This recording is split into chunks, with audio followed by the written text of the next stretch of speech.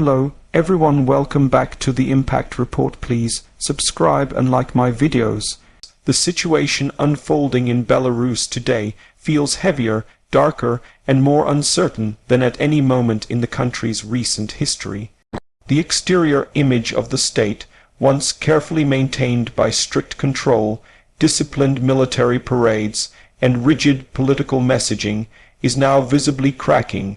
Streets that were once tightly monitored are filled with tension, silent fear, and whispered defiance. Government buildings still stand tall, their concrete facades and Soviet-era architecture projecting authority, but the atmosphere around them has changed. Barracks, checkpoints, and border posts no longer symbolize absolute loyalty. Instead, they have become places of doubt, hesitation, and moral conflict. The red and green national flag still flies above ministries and military bases, yet its presence no longer guarantees unity. Across the country, the outside world sees a regime attempting to look strong, while beneath the surface, fractures grow deeper every day. Inside Belarus, the interior reality is far more complex and dramatic than what official statements suggest. Within military units, conversations once limited to orders and discipline now include quiet discussions about conscience, responsibility, and the future. Soldiers, who were trained to follow commands without question, are now facing a deeply personal dilemma: remain loyal to a leadership increasingly isolated from its own people, or refuse to act against civilians demanding change. This internal struggle is not limited to one base or one city. It stretches from Minsk to regional towns, from elite units to conscripts. Inside government offices, fear has replaced confidence. Officials double-check their words, knowing that a single mistake could cost them their position or worse. Meetings behind closed doors are tense, filled with suspicion and silence. Even within the president's inner circle, trust is no longer absolute. The sense of isolation surrounding Alexander Lukashenko has intensified, with fewer reliable allies and growing uncertainty about who will stand by him if the crisis escalates further. The interior of Belarusian society tells an even more powerful story. Families are divided by opinion and fear.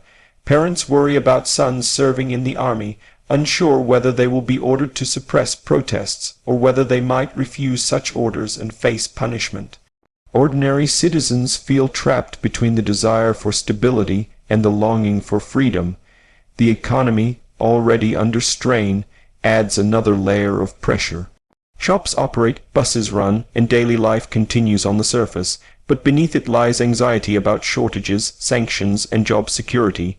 Inside homes, televisions broadcast state media narratives, while smartphones quietly display alternative information shared through encrypted messages. This contrast between official reality and lived experience defines the current interior condition of the nation. The performance of the Belarusian regime, once known for its strict efficiency and iron control, is now faltering. Security forces, traditionally the backbone of Lukashenko's power, are no longer acting as a single, unified machine. Reports of soldiers refusing orders, laying down shields, or quietly stepping aside rather than confronting protesters indicate a serious breakdown in operational discipline. This does not mean the military has fully turned against the regime, but it does show hesitation, and hesitation in an authoritarian system is dangerous. The government's performance in managing public trust has also deteriorated. Speeches meant to project strength instead reveal defensiveness. Threats no longer intimidate as effectively as before, and promises ring hollow to a population that has heard them for decades. On the international stage, the performance of Belarus under Lukashenko appears increasingly isolated. Traditional allies offer limited and cautious support, while neighboring countries watch closely, preparing for possible instability. Diplomatic channels are strained, and Belarus finds itself portrayed as a state under internal siege. This external pressure amplifies internal weaknesses, creating a feedback loop of decline. The regime's ability to perform its basic function, maintaining order without excessive force, is under serious question. Every day that protests continue and soldiers hesitate, the image of control weakens further. When it comes to safety features, Belarus is entering a paradoxical phase. The state has long relied on heavy policing, surveillance, and strict laws as its primary safety mechanisms. These tools were designed to protect the regime rather than the people, and now they are being tested. Checkpoints, riot gear, armored vehicles, and detention centers remain in place, but their effectiveness depends on human compliance.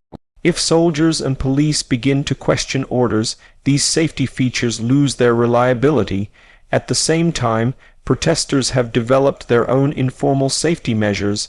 Demonstrations are organized quickly, routes change without notice, and participants look out for one another. Medical volunteers, legal aid networks, and communication channels have emerged to reduce harm and protect civilians.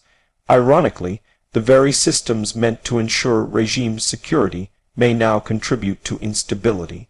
A single violent incident could trigger wider unrest, while restraint from security forces could encourage larger demonstrations. The balance is fragile. Safety in Belarus today is not guaranteed by laws or weapons, but by restraint, communication, and the unpredictable choices of individuals within the system. This uncertainty makes the situation volatile, with the potential for rapid escalation or sudden collapse.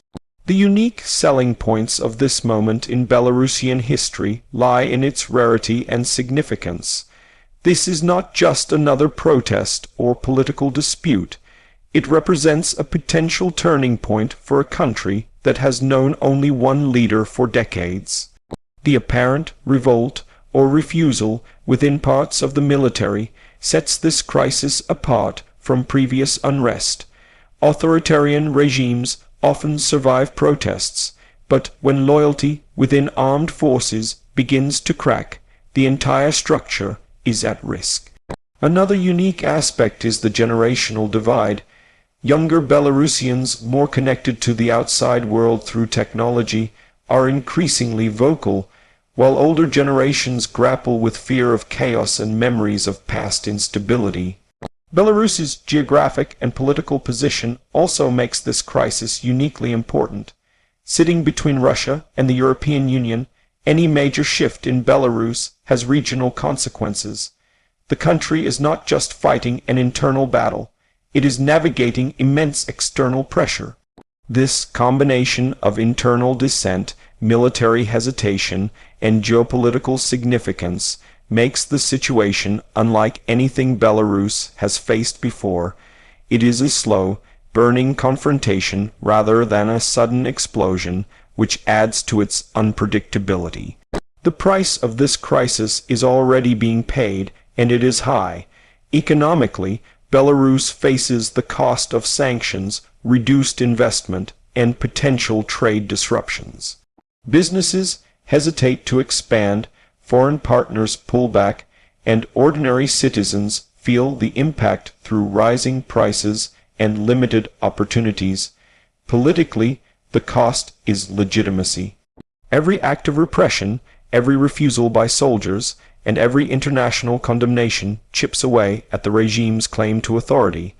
Socially, the price is fear and division. Trust between citizens and the state is eroding, and rebuilding it will take years, regardless of how the crisis ends. There is also a human price. Arrests, injuries, psychological stress, and the constant fear of surveillance take a toll on individuals and families. Soldiers who refuse orders risk imprisonment or worse, while those who comply may carry guilt for a lifetime. This crisis is not just about power, it is about lives, futures, and the moral weight of choices made under pressure. As we look toward a conclusion, Belarus stands at a crossroads.